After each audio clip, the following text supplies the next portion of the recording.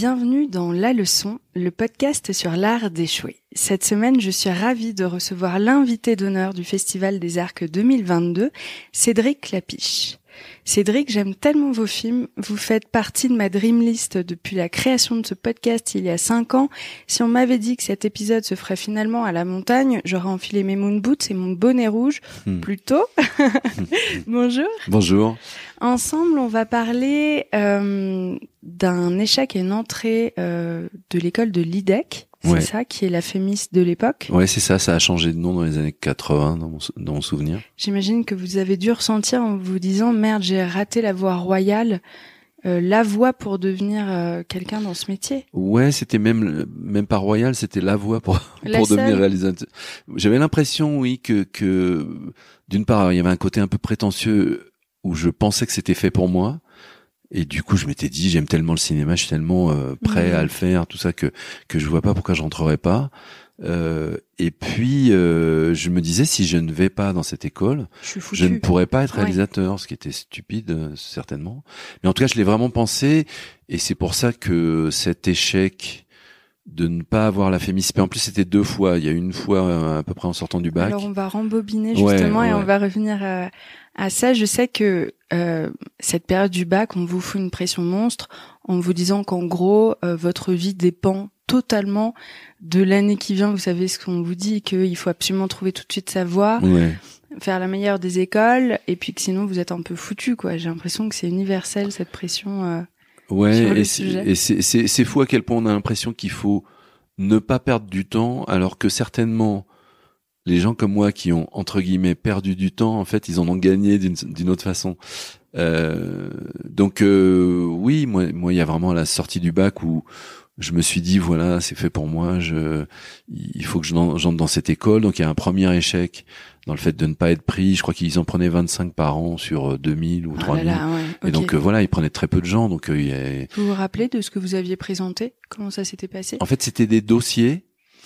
Et quand on était accepté sur un dossier, ensuite il y avait un oral. Je crois que la première fois, j'ai pas eu l'oral, et la deuxième fois que je l'ai passé, donc c'était 2 ou 3 ans plus tard, j'ai passé l'oral, et là il y a eu presque une engueulade entre moi et le jury. Qui portait sur un truc stupide, c'est que c'est quand même mal parti quand on commence à s'engueuler avec le jury. Et en fait, ils m'ont demandé les films que j'aimais, donc je leur ai dit voilà, j'aime bien Fellini, Hitchcock, Orson Welles, Woody Allen, Scorsese, je sais plus, voilà, tous les gens. Et je ne me rendais pas compte que tous les gens que je citais n'étaient pas français.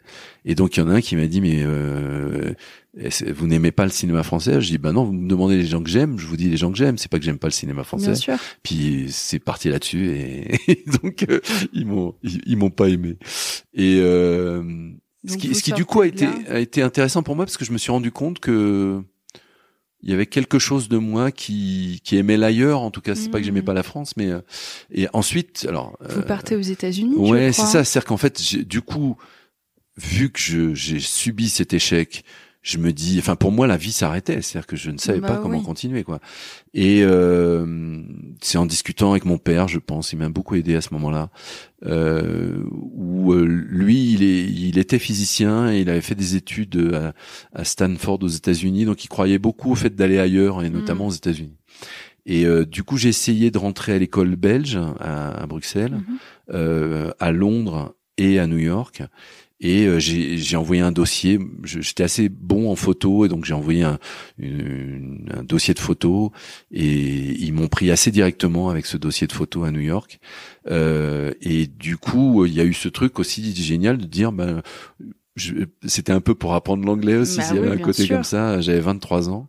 Puis un peu le fantasme américain aussi. Ouais, il y avait ça. Puis moi, c'est vrai que il y avait 2 réalisateurs new-yorkais, Scorsese et Woody Allen, qui étaient des vrais maîtres à penser pour moi. Oui.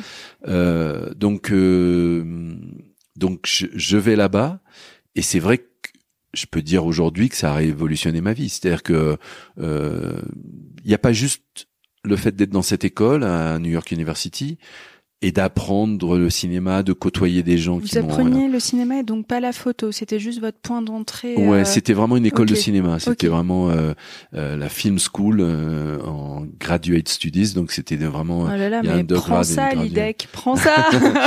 Et c'est vrai que c'est très différent aujourd'hui. Je me pose souvent la question, comment seraient mes films si j'avais fait l'IDEC, si j'avais pas fait cette école américaine? Et je pense que ce serait très très différent. Je pense que je ferais pas du tout les mêmes films. Mais bon, ça vous a ouvert sur quelque chose d'autre, peut-être? Ça m'a ouvert sur l'autre avec un grand A, quoi. Ouais, c'est ça. Ça m'a appris une autre langue, ça m'a appris une autre culture, ça m'a appris à voyager. Certainement, je n'aurais pas fait l'auberge espagnole si j'avais pas fait... à sortir aussi de votre coquille, quoi. Parce que l'auberge espagnole est une référence au fait d'être étudiant à l'étranger. Donc, c'était vraiment une référence à ce que j'ai vécu là-bas. J'ai passé 2 ans à New York, j'ai découvert cette ville, j'ai appris mieux l'anglais. L'expérience a été tellement riche, et c'est vrai que quand je repense à l'auberge espagnole, qui est une sorte de publicité pour le voyage et une publicité pour dire aux jeunes. Je confirme. On a tous voulu partir en Espagne après. Voilà, c'est ça. Donc c'est un truc que moi j'ai connu, vécu, et d'une certaine façon, c'est grâce à cet échec. C'est parce que je n'ai pas eu l'IDEC que j'ai pu réussir d'autres choses, quoi. Vraiment, j'ai la sensation aujourd'hui.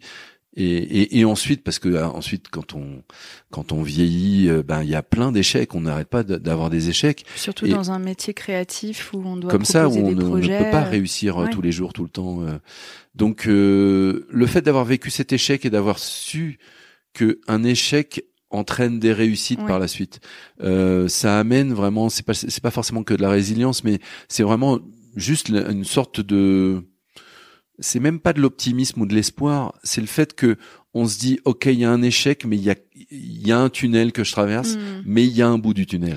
Oui, c'est fou, on conseille souvent, et ça c'est un truc que j'aurais bien aimé entendre plus tôt, de rater très vite en fait, parce qu'on se rend compte une fois qu'on a raté qu'on n'en meurt pas, et puis que finalement la vie ne s'arrête pas, que ça nous mène à plein d'autres choses. Et quand on a eu un parcours un peu scolaire de bon élève et que tout d'un coup on se prend son premier pavé un peu tard, on sait pas forcément comment réagir. Moi, je me dis c'est chouette, vous le faites tôt, ça vous pousse à sortir de ce que vous aviez imaginé, sortir du cadre du scénario. Oui, c'est vraiment ça.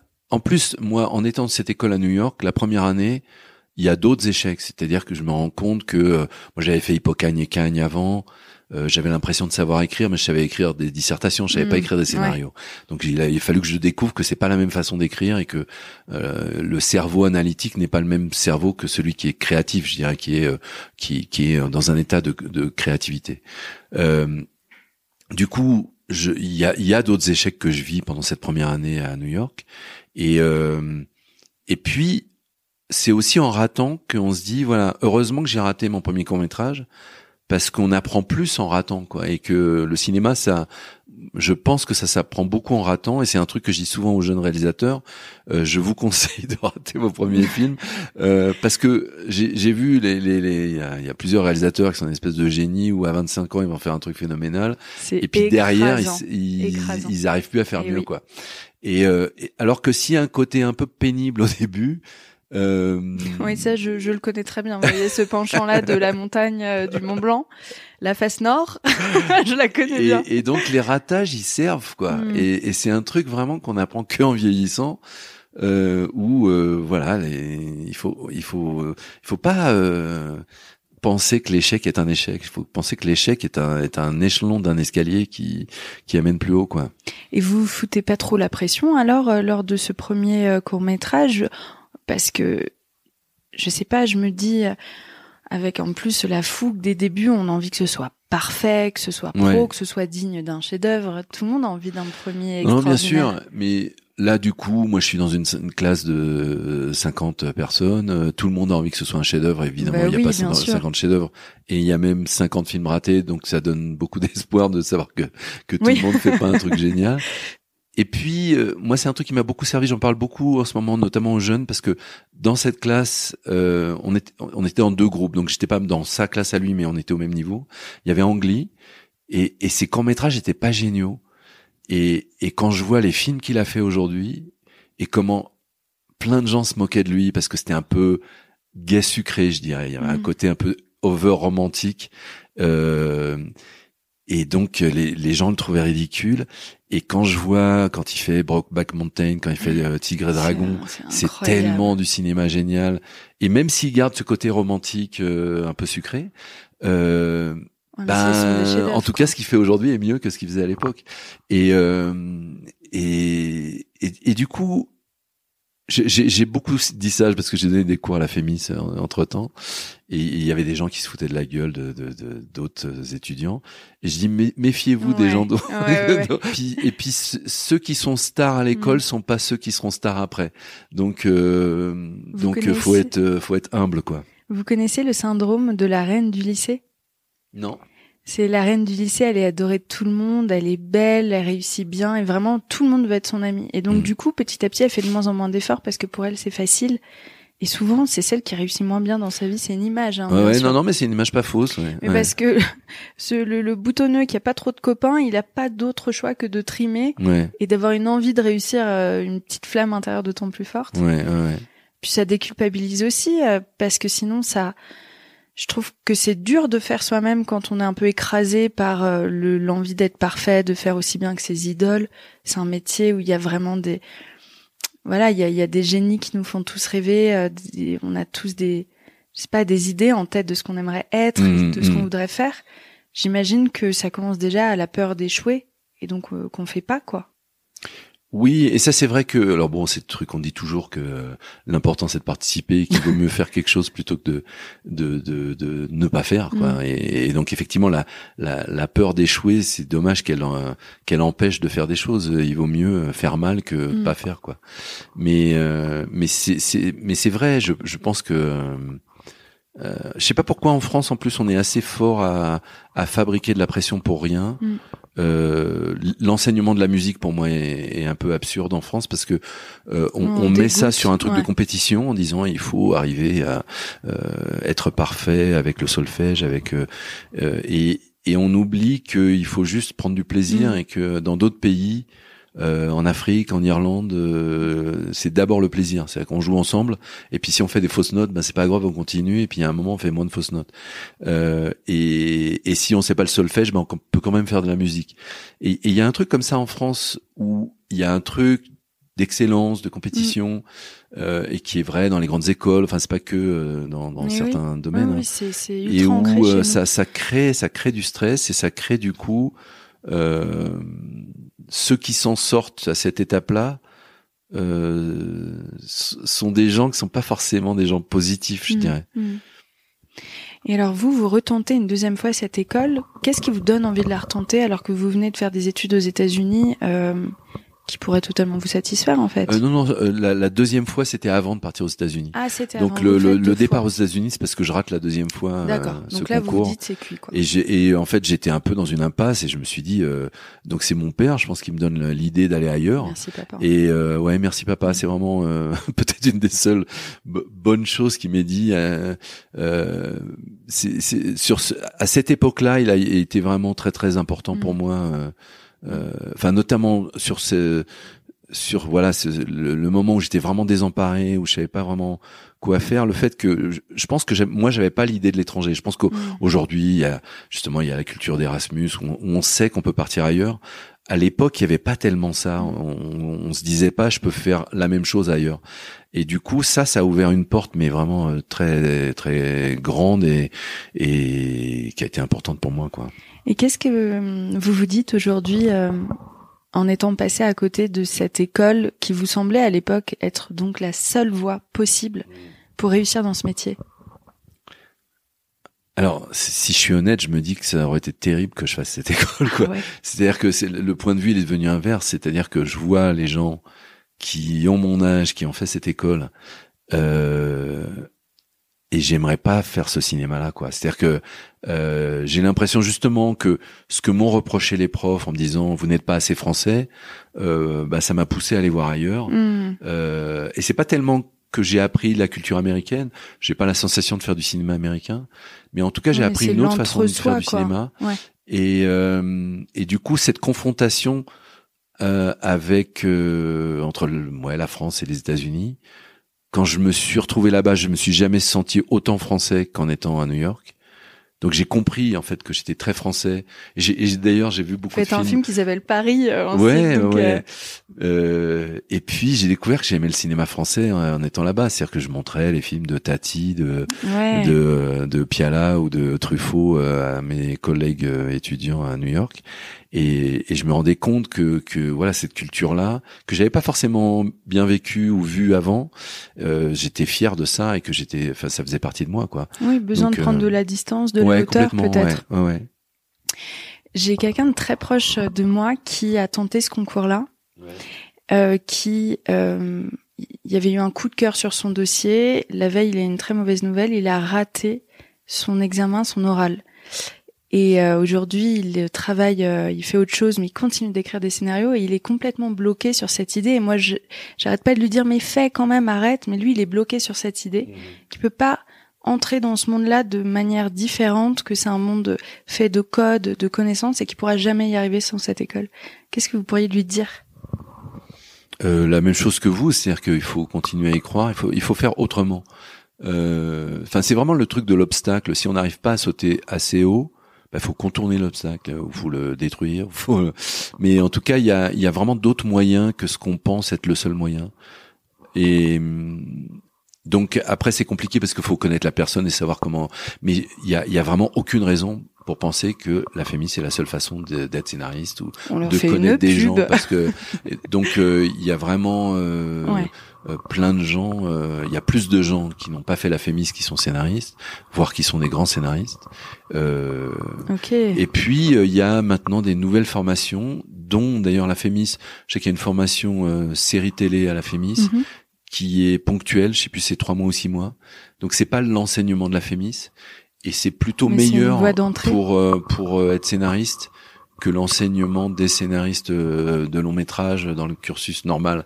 Donc parfois quand je dis contourner l'obstacle, ça peut être ça, peut être d'être dans le même endroit mais pas avec les mêmes profs, pas de la même façon, et ça peut être aussi une autre école, parce que maintenant il y a d'autres écoles qui enseignent ça. Et donc s'il a l'impression que il rencontre pas les bonnes personnes parce qu'il a pas fait ça, ou si c'est par rapport à son enseignement à lui, où il a l'impression qu'il aurait bien aimé faire ça, dans les deux cas, il y a d'autres façons de faire, quoi, vraiment.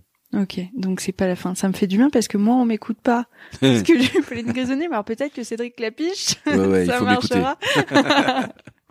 Qu'est-ce que vous aimeriez dire à votre vous de l'époque qui se dit qu'il a un rêve et que là, c'est un peu fichu, quoi?